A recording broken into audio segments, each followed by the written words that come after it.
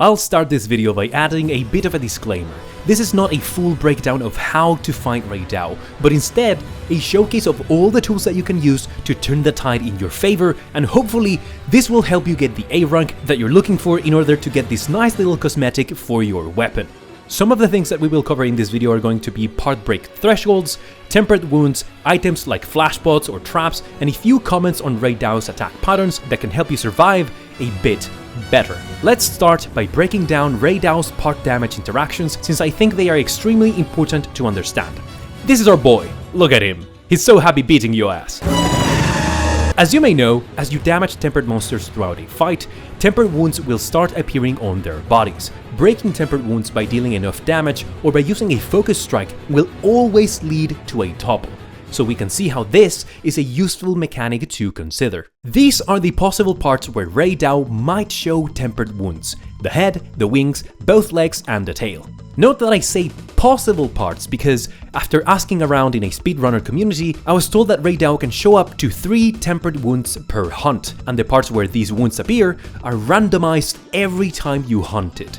So you can have hunts where the tempered wounds appear like this, or like this, or like this. Fortunately for us, there is one method to notice where these wounds are, and that would be the tempered scars. Tempered scars are these grayish markings that appear on tempered monsters, like you can see in this Rathian's head. Attacking the scar will eventually expose the tempered wound. Let's also cover the part break thresholds. You can break a lot of body parts from Rey Dau, but these are the parts that will guarantee a topple: the wings and the legs. Breaking the wings can be a bit complicated, especially for weapons that don't have that type of reach, but even for sword and shield and dual blades, there are ways to target these parts consistently. Let's now look at an example of all the different part interactions that we can exploit in order to create openings in our favor. As you can see, this image shows the 3 possible tempered wounds and the 4 part breaks that will cause a topple. By looking at this, we can trace a plan of attack for our hunt depending on our weapon. For example, if I'm playing a ranged weapon, maybe I can focus my attacks between the head and the wings, since those hitboxes are easy to reach for me. But if I'm with a melee weapon, I might want to focus more on the legs and the head, since those are more accessible. I heard from a fellow sword and shield player that the skill Mind's Eye can be quite useful if you're going for the legs, because the legs are not considered a soft part. To keep things simple, a soft part is the part of the monster that takes considerably more damage in comparison to other parts. And so, Mind's Eye will increase your damage when you attack the legs. What matters here is that you have to decide which parts are you going to consider into your plan. You don't have to break every single part to go for a topple. You only break the parts that you need. This is why speedrunners, for example, don't really go for every possible part break, but that is because they are so comfortable with fighting the monster that they will prioritize hitting the head, since that will deal more damage. However, I would argue that if you struggle against Rey Dau, what you need is to increase the amount of time that you can be on the offensive by creating openings for yourself. And this is why we want to engage with the part interactions created by tempered wounds or part breaks. Now this is where it gets interesting. Part breaks on tempered wounds are not the same thing. I say this because you can get multiple topples from attacking the same body part. For example, here I have already exposed a tempered wound on the left leg. Even after I have toppled him thanks to this tempered wound, my following attacks managed to create a regular wound. Since a part break on the leg can also topple Rey Dau, I managed to get not 1, but 2 topples by attacking the same spot. So here, when I attack the regular wound, Rey Dau is knocked over again. So this is what can help you to decide what parts to attack. A general rule of thumb is, if a tempered wound appears on the same spot of an important part break, it is probably a good idea to focus that part. Chances are, you will get 2 topples from doing that. This is why it is important to have a plan, and to stick to that plan. If you start attacking Rey Dau randomly on different parts, you won't really get to have these interactions that can help you on the long run. In the example I'm showing here, maybe one strategy could be to go for both legs and the head for a total of 4 topples. Or maybe I can go for the right wing and then alternate between the head and the left leg for a total of 5 topples. Always keep in mind, however, that the head is the best spot to deal damage, so you might have to be alternating between the head and the other parts as you fight Rey Dau. Dealing damage is as important as trying to control the fight in your favor. Let's add to this that if you're playing with paralysis or sleep weapons, or if you have KO damage like a hammer or a charge blade, you can factor in the opening created by those ailments to execute your plan. This way, for example, if I'm struggling to hit the legs but I get a paralysis proc, it's probably a good opportunity to attack the legs. By the time Rey Dau is getting out of the effect, I will probably be very close to exposing a wound. Here's an example of how that would look like. Keep in mind that this is very sloppy execution because I was just trying to illustrate this. I get a knockout by flashing Rey Dau out of the air, followed by a stun.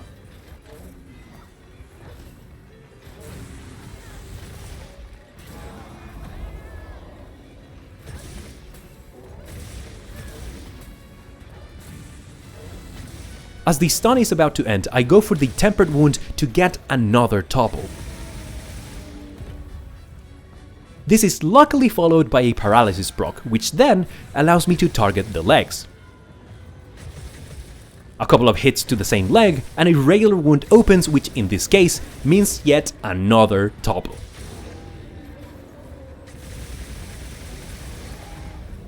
So, when you look at the Rey Dau fight, you have to think of these elements. You have to know the part break thresholds, the stuns, the flashes, all those things are resources that you can use in your favor, and they work a lot better when you have a plan. Now that I've explained this, let's move on to some other aspects of the fight that can help you. First off, survival.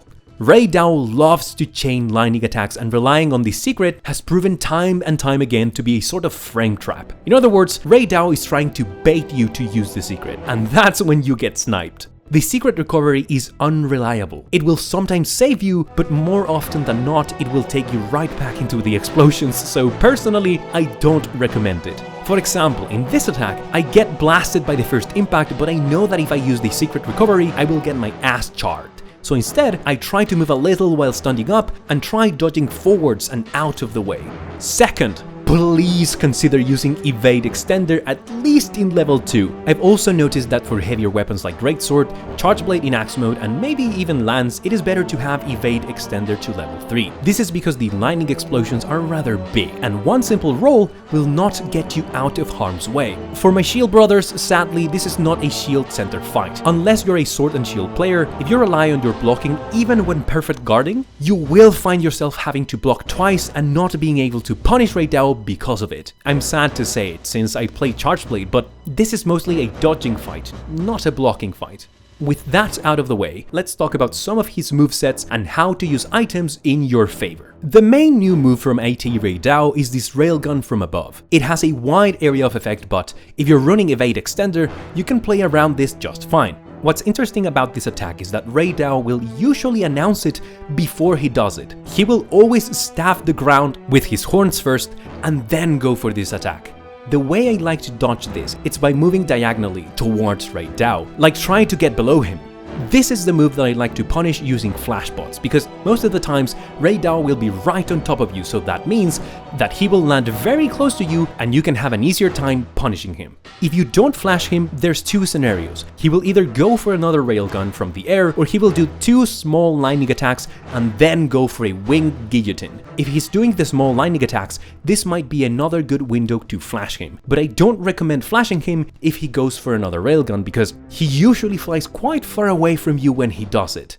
I don't recommend flashing him when he's doing the wing cuts on the air. You can do it, but the timing can be tricky, mainly because sometimes his movement registers as landing a lot earlier than his animation shows, meaning that you can waste a topple because the flash was registered on the ground and not the air. Lastly, keep in mind that Rey Dau can be flashed only 3 times out of the air. After that, he grows resistant to it, and you won't have the same effects from further flashbots you may use. Now, when to use traps? I like using the Pitfall trap right after the special focus strike. Rey Dau's movement can be quite erratic sometimes, so if you punish his weak spot, or what some people call the special wound, he will stagger for a while and give you an opening to put a trap down before he can move again. This might obviously be more complicated for some weapons, especially ranged ones, because you do have to be rather close to him to have enough time to sheath and then put the trap, but it usually works quite well. Also, Shock Trap doesn't work on him, so don't try it. About the Dragonator that you can drop on top of him, if you get lucky and Rey Dau spawns right below it, I'd advise you to take the chance and to use it right away instead of going for an ambush attack. As I said, sometimes Rey Dau can be quite erratic and there's no guarantee that he'll want to follow you around, and instead, he might just try to snipe you from afar. In general, as soon as you get a safe chance to drop the environmental trap on him, take it. You don't know if you'll have another chance again later on. Friendly reminder to range weapons that you can just shoot the pillar to make it fall. There's a few movements that Rey Dau does that will sometimes make him plant the wings on the ground. One of them is usually after the big landing attacks, like here, and the other one is after the wing cuts. So these are probably some opportunities where you can actually target the wings if you have weapons that don't have that type of reach. Also, of course, after every topple, he will put one of the wings on the ground, so maybe this is another opportunity that you can use. Now, let's talk about luring pods. Once you have run out of flash, I recommend you find the time to equip luring pods. This is because if the fight is taking you a while, Rey Dau will eventually want to leave, and if he leaves the area, he will make us lose a whole lot of time. So, in order to prevent this, we can use a luring pod to extend the encounter in his nest. Remember that you can fire any slinger equipped in focus mode by pressing the left analog stick downwards, so you should generally have the opportunity to do this. Not only will luring pods allow you to keep Rey Dau around longer, but also, if he enrages again when he is about to leave, he will stay with you for another round, so keep that in mind. Don't forget to upgrade your armor so that you have as much defense from it as possible, otherwise you will get slapped around. Remember that you can smelt armor spheres in Azus with these guys. For mantles, I recommend Rocksteady since it gives you quite a lot of damage reduction and it lets you be aggressive for a while, and also it prevents attacks from knocking you down. This will allow you to keep on the offensive and have a strong opening on the fight. Lastly, drinking Mega Demon Drugs and Mega Armor Skins in the hub will apply the effects and the timer will not start until you move away from the hub. So this is another way that you can prepare before heading out. So that's it! That covers all the tips and tools that I have for you so that you can turn the tide in your favor for the Arch-Tempered Rey Dau free challenge quest. Now, before I leave, let's play a game. I will leave you with a clip of me fighting Rey Dau and see if you can identify all the things that I've mentioned during the clip. If you found this useful, let me know in the comments below, especially if this information was what pushed you to get that A rank or if it improved your hunt times overall. As always, I appreciate if you do any of the things shown in these stickers, like or share. My name is Sun, let's roll the clip.